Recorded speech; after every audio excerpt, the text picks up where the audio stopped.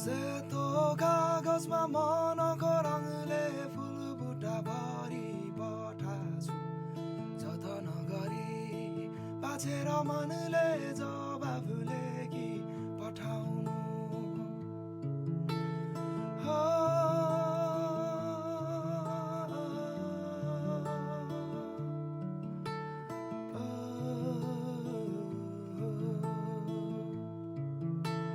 सेतो कागजमा मनको रङले फुल बुट्टा भरि